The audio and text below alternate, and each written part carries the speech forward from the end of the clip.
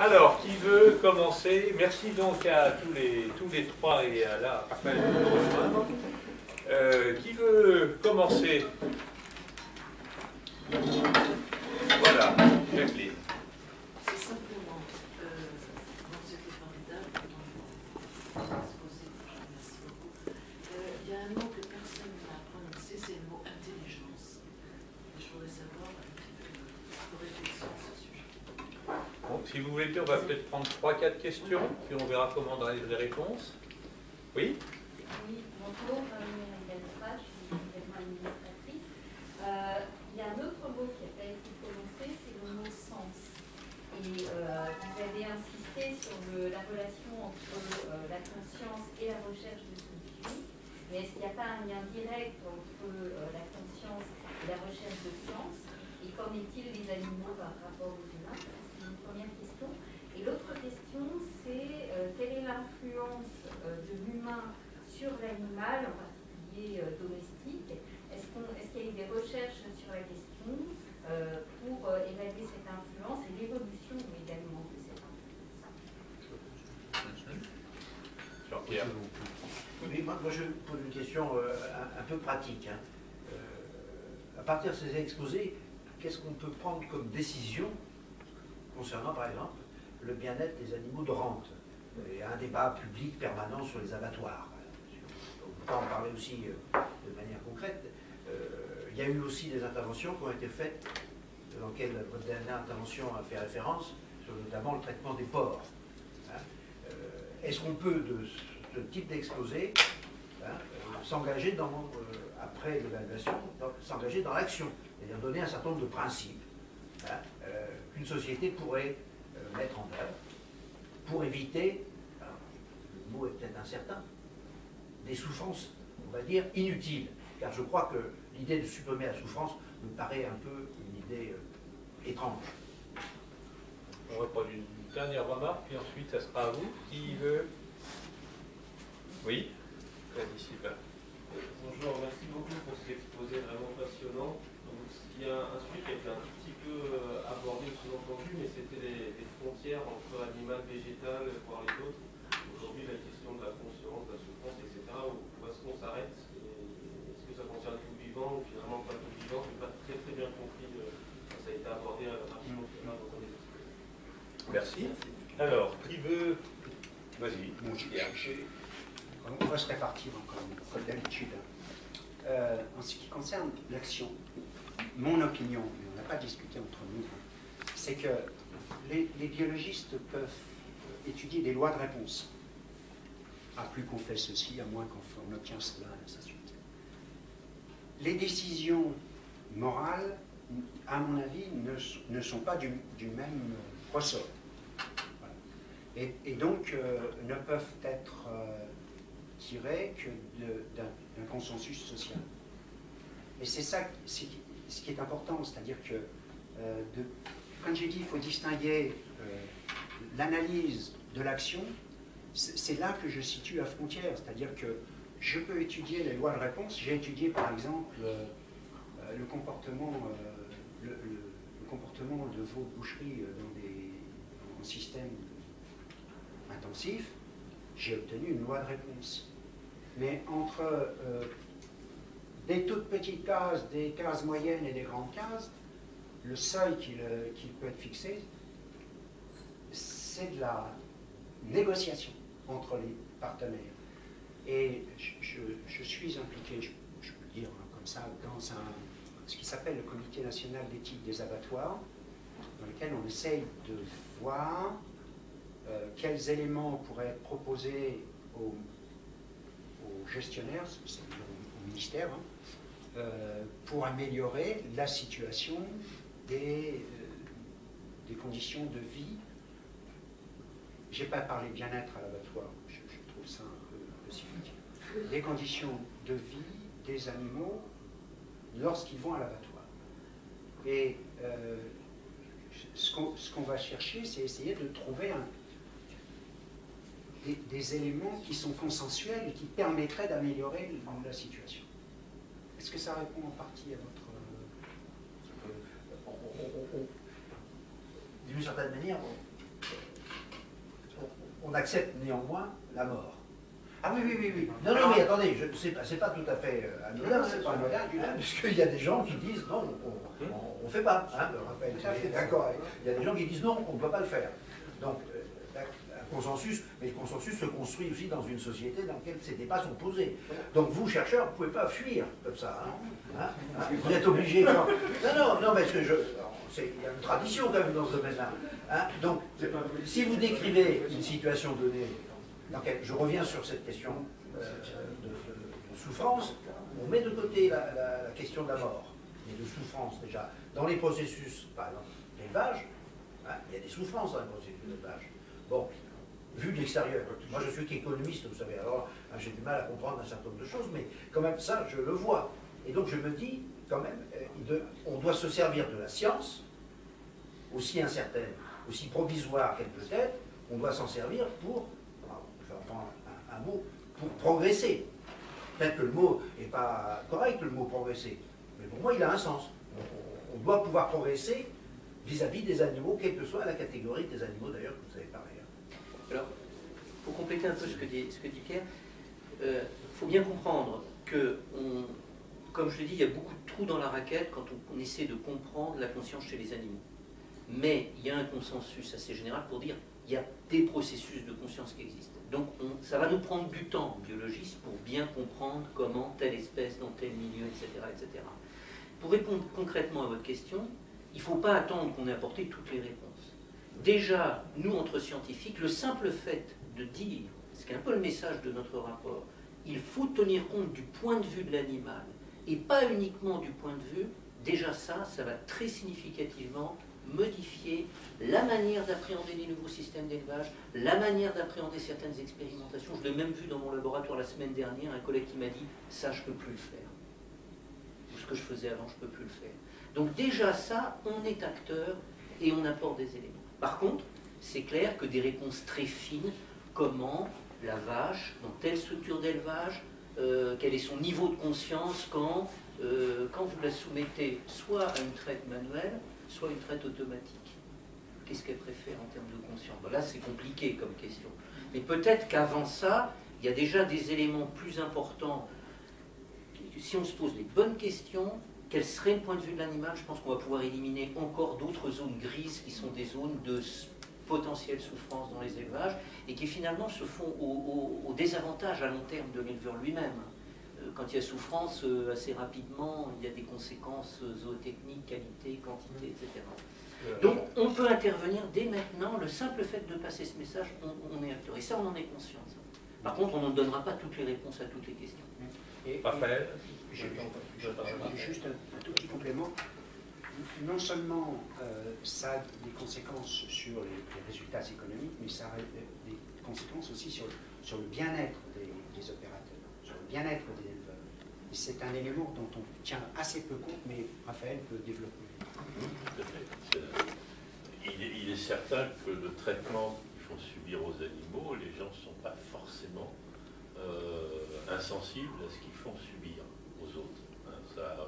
Alors ça c'est vrai pour l'élevage, et je dirais que c'est encore plus vrai pour l'expérimentation animale. J'ai pu repérer plusieurs fois que le point de vue des animaliers et des techniciens qui font les manies est très différent du point de vue du scientifique qui donne la procédure à suivre, hein, et qui lui ne se salit pas les mains. Donc il y a à voir, c'est-à-dire il y a souvent un rapport entre, je dirais, la souffrance morale d'individus et les souffrances qu'on fait subir à des animaux.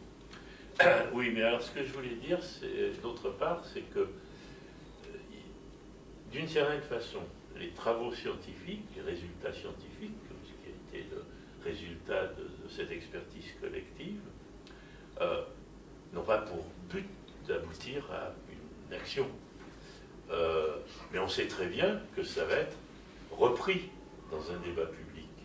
On nous a assez directement reproché de dire mais l'expertise collective, ça va être pris par des animalistes qui vont se mettre à revendiquer le véganisme, etc., etc.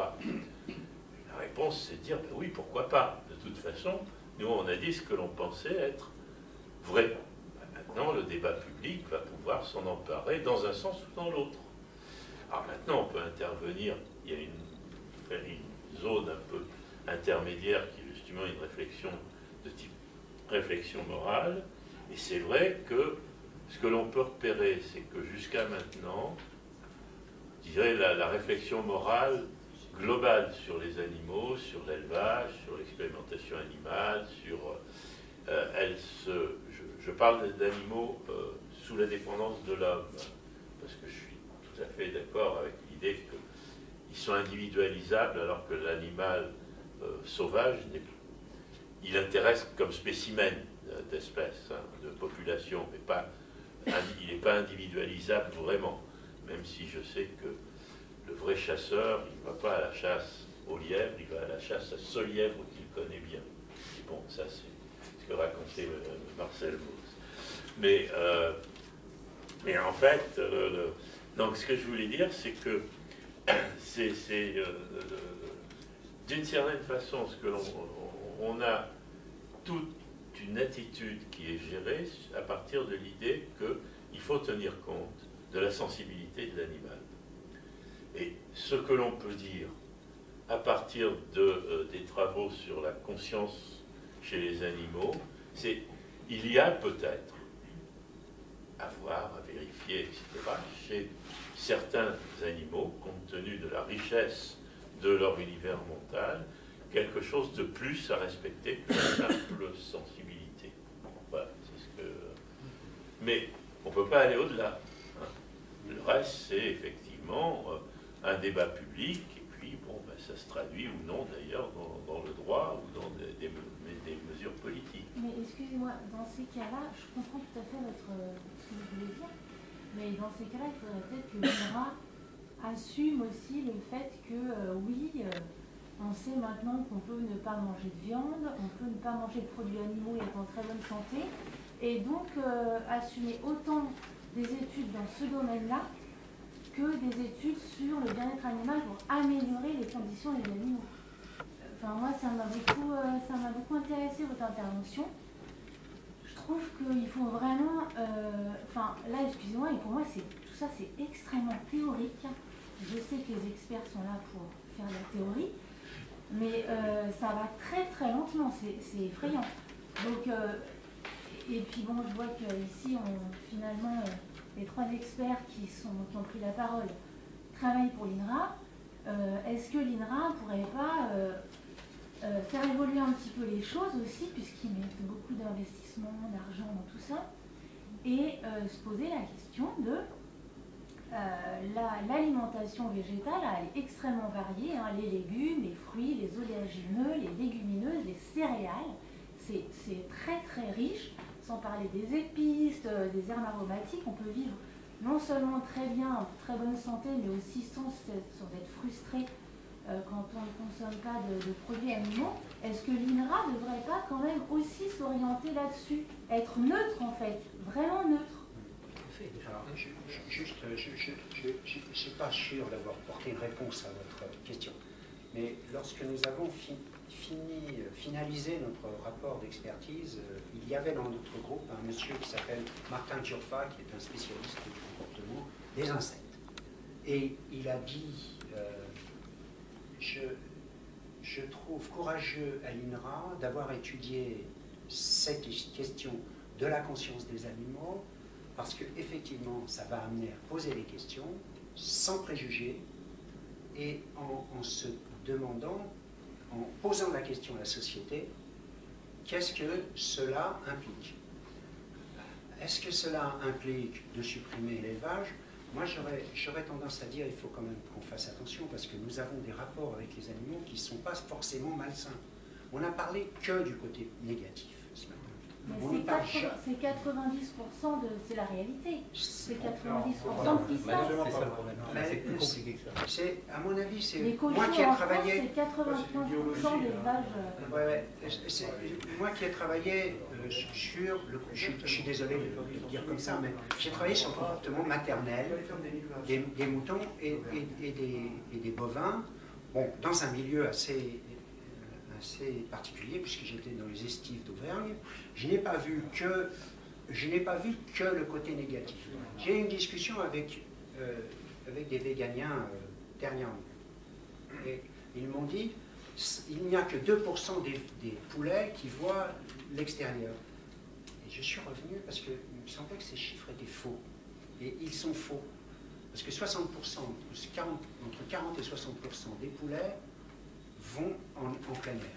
Donc il faut aussi qu'on remette tout à plat, pas seulement un côté. Alors, après, vous pourrez regarder dans Internet, hein, ça figure partout. Il y a plein air et plein air, c'est très ah ben compliqué. voilà, oui, mais bon, Nous aussi, il y a plein Bah oui, mais vous avez le choix, monsieur. Non, mais par rapport à la question de Jean-Pierre, moi je me réjouis que les données des scientifiques permettent d'envisager différentes attitudes. Rien ne serait pire que d'avoir des scientifiques qui vous disent de toute façon vous pouvez le faire comme ça et pas autrement. Bon. Donc la responsabilité d'une association comme la nôtre, c'est justement de dire il y a à l'évidence à partir de ces données des choses qu'il faut exclure, et puis il y a une gamme de stratégies possibles. Et on est là pour en discuter éventuellement. Hein. Mais le fait de dire les scientifiques ne nous disent pas de manière automatique, voilà donc ce qu'il faut faire, moi je m'en réjouis. Ah oui, c'est la dictature. Ah oui, des voilà. scientifiques. Ah, Mais, voilà. mais on a évité cette Bon. écueil. Mais que par contre, comme vous l'avez vu ce matin, il balise un certain nombre de choses qui permettent ensuite de reposer autrement les problèmes, complètement. Alors, juste une remarque. Moi, je veux bien que l'INRA le montre, mais je considère que c'est amplement démontré par des tas d'autres études que se nourrir avec une alimentation végétale chez l'adulte est parfaitement possible et qu'on sait faire. Alors on peut le redire. C'est pas quelque chose qui circule dans les médias. Bon, ça, C'est pas C'est pas le rôle de l'INRA Voilà. de Ah non, mais c'est pas le rôle de oui. l'INRA, mais peut-être que si l'INRA développe autant sur Mais- les animaux, L'INRA a un très gros secteur que Bernard connaît bien, il a dirigé. On a un énorme secteur de production agricole, hein, de production végétale, qui est le plus important que le secteur animal. Et le PDG de l'INRA lui-même a dit, et je pense que je rejoins ce que dit, et c'était courageux, il a dit devant son conseil scientifique, on a bien fait de lancer cette expertise, même si ça pose des questions sur lesquelles on va être un peu challengé, on s'attendait tout à fait, et c'est normal que vous ayez votre question, mais nous on a bien fait de le faire, c'est notre boulot d'INRA de poser des questions, de déposer des questions et de montrer que le débat est complexe. Maintenant, nous, on a apporté un élément de réponse. La question que vous posez nécessiterait une analyse beaucoup plus complète qu'effectivement auquel nous, on ne peut pas répondre. Oui, La deuxième chose, c'est qu'il ne faut pas oublier, et ça je vous le confirme, bon, eux ils sont en retraite, moi je suis encore en activité, jamais l'INRA n'est venu me voir en disant il faut que vous travailliez sur ça, ou il faut que vous fassiez ça, ou etc. Ça ne fonctionne pas comme ça, l'INRA. Si un projet ne m'intéresse pas, je ne vais pas dedans. Si un projet m'intéresse, je m'investis dedans et je me débrouille pour trouver des financements, de la réflexion et tout. Donc on n'est pas piloté, hein. N'ayez pas que de crainte. non, mais On n'est par pas exemple, piloté. là, c'est une conférence humanité et biodiversité. Les trois personnes qui prennent la parole sont d'INRA. Et on n'a pas invité un vétérinaire qui connaît aussi très bien la conscience animale, un vétérinaire qui serait engagé sur la cause animale, par exemple. Vous voyez ce que je veux dire? Non, mais attendez. S'il y a, moi je ne pense pas qu'il y en ait, mais c'est tout à fait ouvert, s'il y a encore des questions de recherche liées à l'alimentation végétarienne, c'est-à-dire des points qui posent problème, l'INRA peut les regarder. Mais moi je considère que on sait suffisamment de choses pour que des gens qui veulent se nourrir uniquement avec des végétaux puissent le faire de manière équilibrée. Est-ce qu'il faut de nouvelles recherches dans ce domaine? Encore une fois, je ne suis pas nutritionniste, mais j'ai l'impression que le fait qu'on sache qu'effectivement, à condition de connaître la composition et de savoir faire une alimentation équilibrée, on sait. Bon, sinon, on n'aurait pas effectivement lancé cette idée qu'il y ait des repas végétariens dans les cantines quand même. Oui, c'est pas très développé quand même. Alors, il y a une autre chose, c'est que vous avez effectivement ici 4 personnes qui ont chacun leur expertise, et de sortir du champ d'expertise est aussi quelque chose de perturbant. Si moi, je vous parlais de l'alimentation avec des aliments différents et ainsi de suite, tout le monde éclaterait de rire, parce que je n'ai pas de compétences. Il faut qu'on reste humble dans notre champ de compétences, parce qu'autrement, on se déjuge. Si je vous dis tout ce que je pense sans aucun recul scientifique, je perds ma crédibilité. Donc ici, je ne suis que ça. Alors, on va prendre une autre série de remarques. Oui. On avait une question concernant il y avait des questions. la cause. Cognition et intelligence, c'est à peu près pareil. Alors, on ne parle pas d'intelligence animale, mais oui, c'est pas des idiots, pour certains, ben, ok, c'est enregistré, et les performances cognitives, puisque c'est le nouveau mot qu'on utilise préférentiellement, sont largement utilisées, ce qui est un coup de chapeau, par exemple, des chercheurs pour dire, ben, si je lui demande de faire ça, c'est parce que je considère qu'il est capable potentiellement de le faire et que c'est pas un crétin. Maintenant, cognition, performance cognitive et conscience n'est pas forcément synonyme. Voilà, absolument. On est bien d'accord. On peut avoir de très bonnes, on peut faire des performances cognitives de manière non inconsciente. Certains animaux fonctionnent vraisemblablement avec tous des problèmes. C'est un peu une question, pardon monsieur, d'économie énergétique pour le système nerveux. Il y a des animaux qui, par les contraintes de leur adaptation au milieu, se retrouvent à agir comme si ils avaient choisi de faire des économies énergétiques et de répondre de façon un peu plus, je ne vais pas dire réflexe, parce que les réflexes auxquels je faisais allusion, la rétraction de la patte, vraiment très élémentaire. Mais il y a des enchaînements moteurs très complexes. Pierre a parlé de la conduite automobile, ça commence à déjà être simplement descendre un escalier.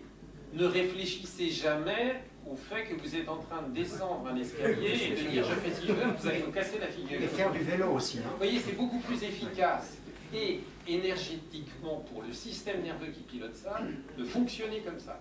Donc il y a plein de comportements, y compris chez nous, qui se font. Alors, on a dit non conscient ou inconscient.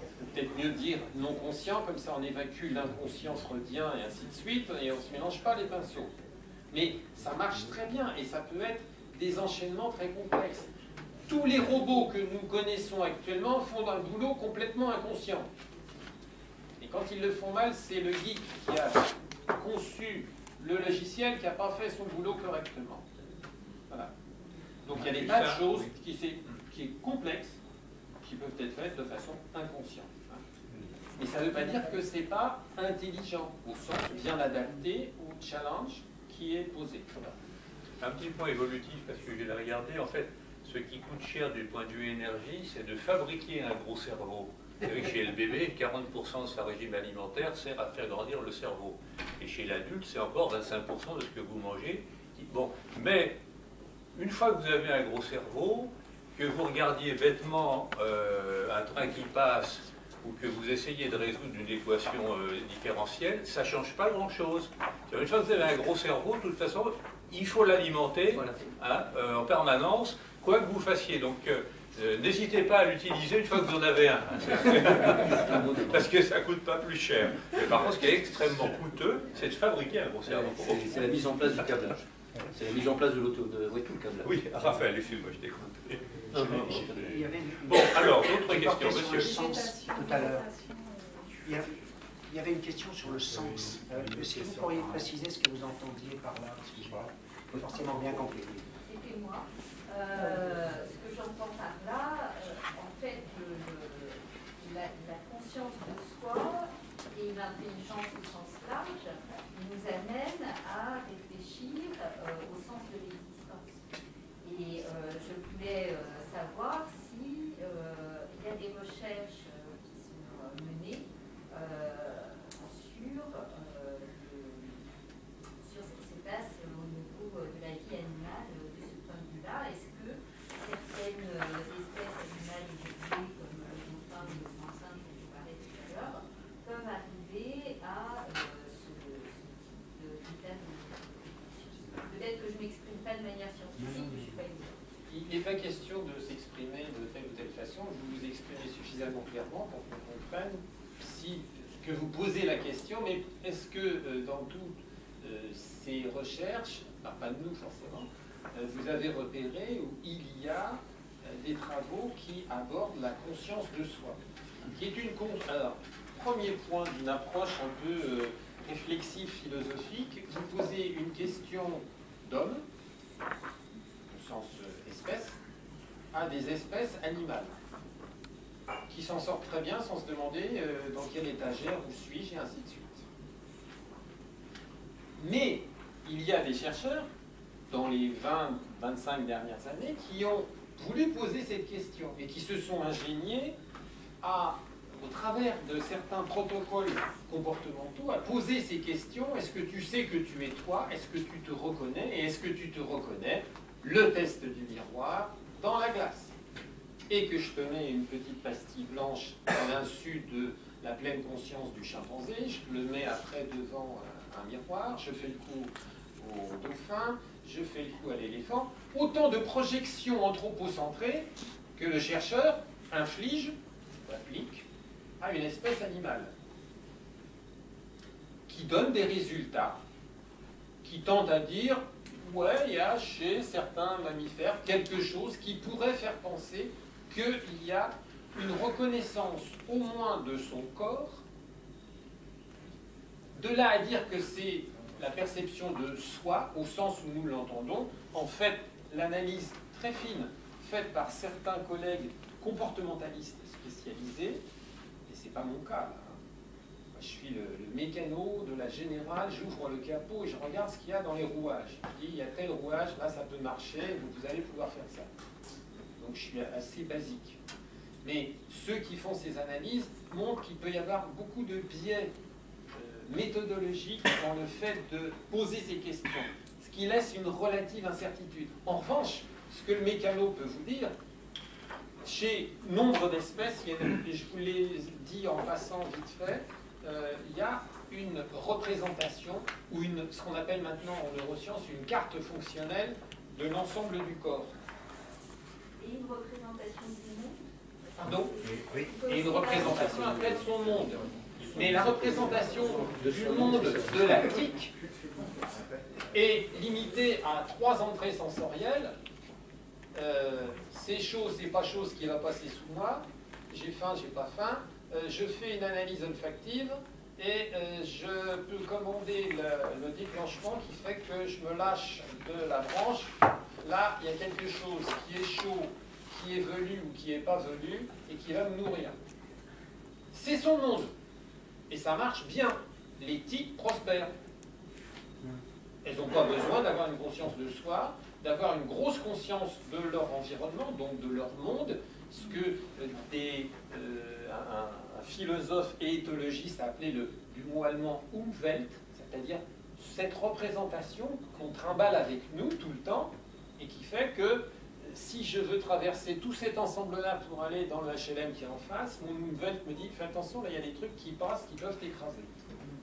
Il est dans mon Umwelt, il est bien intégré. Après, que vous disiez, ah oui, mais c'est la SNCF et tout ça, c'est un autre niveau, mais qui ne vous sert à rien. D'accord? Donc il y a beaucoup d'animaux qui ont un Umwelt avec des capacités sensorielles, des capacités motrices et des capacités d'intégration, y compris de la représentation de leur capacité corporelle, donc de l'image de leur corps, qui, effectivement, se construisent de façon plus ou moins complexe. Mais là encore, si vous vous ingéniez, pas vous, madame, mais collectivement, à dire « les grands singes, ils sont proches de nous », ben oui, évidemment. Sauf qu'ils s'arrêtent à 500 cm3 de capacité sensorielle, de capacité volumique, et nous, c'est 1300 en moyenne. Qu'est-ce qu'on fait de ce supplément-là? Est-ce que c'est un supplément d'âme, un supplément de représentation de soi?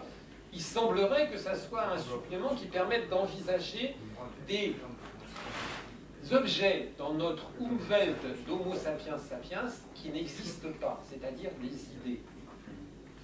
Elles ne sont pas là, elles ne sont pas présentes. Et ça, c'est quelque chose de fondamental qui nécessite justement cet espace global de travail où on va aller récupérer des tas d'informations et que l'espace de travail, vraisemblablement, non seulement d'un grand singe, mais encore plus sophistiqué d'un sapiens sapiens, va intégrer un ensemble d'informations incommensurablement plus complexe que celui de la tique.